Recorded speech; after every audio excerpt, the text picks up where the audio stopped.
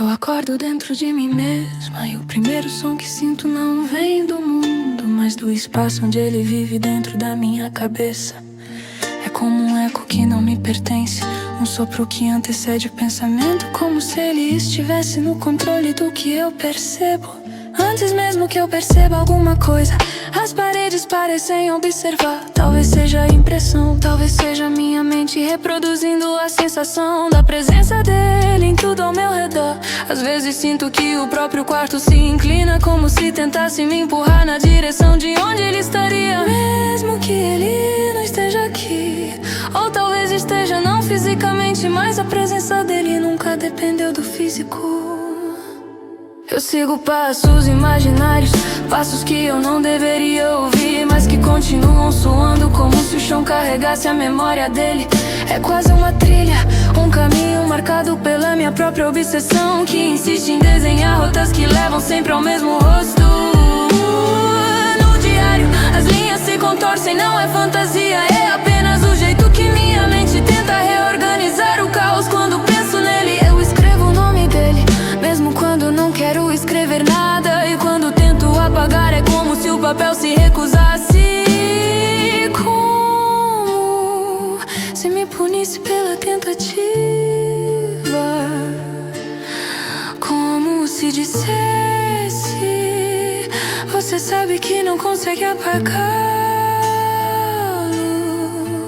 Eu sei. Cada letra dele me invade como um ruído agudo, um som que raspa por dentro da cabeça de um jeito que não machuca, mas que desfaz. Eu tento entender porque ele cresceu tanto em mim, porque tudo ao meu redor perdeu importância, mas a pergunta se perde antes de chegar ao fim. Afogada pelo próprio peso da presença dele, ele aparece quando fecho os olhos, quando abro os olhos, quando respiro, quando tento não pensar. É como se cada pensamento meu fosse apenas um disfarce tímido para esconder o fato de que só penso nele.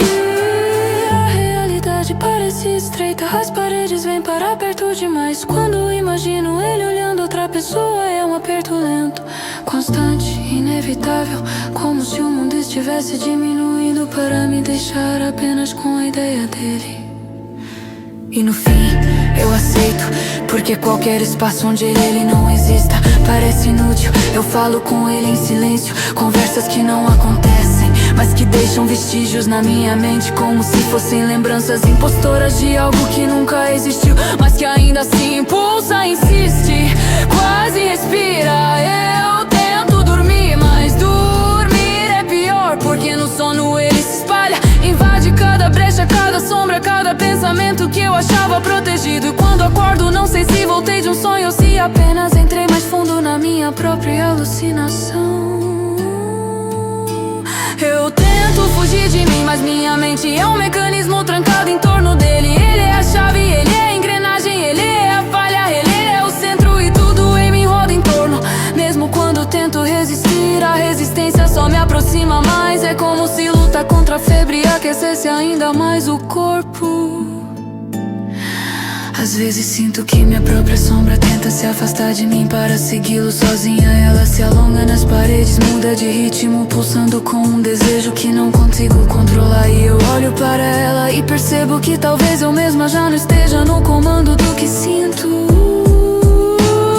As letras no caderno começam a mudar de forma, elas escorrem pelas bordas da linha, como se estivessem vivas demais pra ficarem quietas. Talvez seja minha mente distorcendo tudo, talvez seja só fadiga, talvez seja a obsessão se manifestando do único jeito que sabe, ocupando cada fresta, cada espaço vazio, cada pedaço do que eu era antes dele.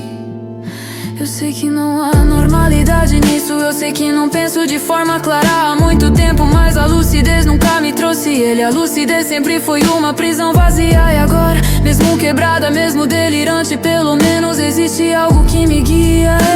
Ele não me peça para recuar, não existe caminho de volta. Cada passo que tento dar pra longe me leva pra mais profundo dentro dessa febre, onde cada pensamento faz eco, como se fosse a voz dele dentro das minhas paredes internas. E eu sigo sigo esse eco, mesmo sabendo que ele não me leva a lugar algum, além de mim mesma perdida nele. No centro de tudo, no ponto mais febril, no espaço onde a sanidade se desfaz, tudo permanece igual, eu caída para dentro dele, ele ocupando tudo que existe em mim.